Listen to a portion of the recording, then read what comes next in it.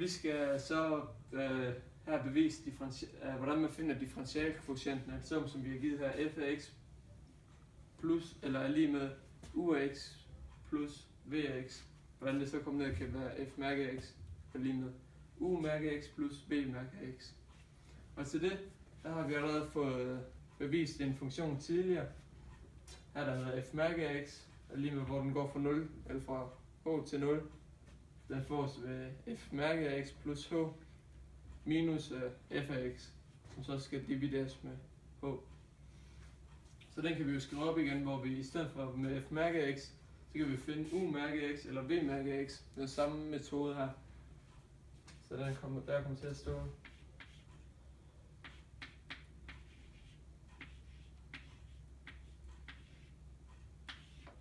så i stedet for f af x, så står der her u af x plus h, u af x plus h, som så kan plusses med v af x herovre. Så kommer til at stå plus v af x plus h, som så skal minus med selve funktionen, som igen her u af x og v af x.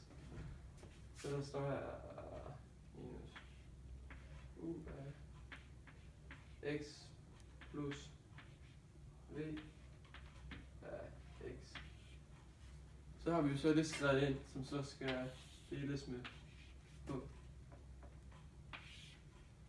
Og som vi kan se her, så har vi jo sådan set en funktion her, der hedder u af x plus h, som er det samme som f af x plus h her, minus u af x herovre, som så i stedet for f af x her, som vi så kan dele med h. Og så har vi sådan set allerede nu fundet, kan vi jo se her, det er u af x, eller u mærke af x, som vi så kan gøre det samme med v ved. Den står også, så her står der v mærke af x plus h, samme som her, minus v af x her, som også skal deles med h. Så hvis dem kan vi så lægge sammen her.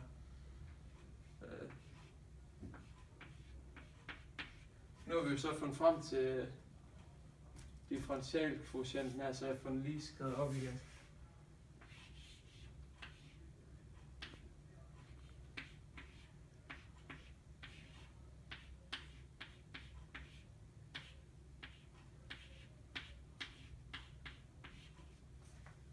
Og nu har jeg så bevist, hvordan man finder differentialkvotienten af en sum.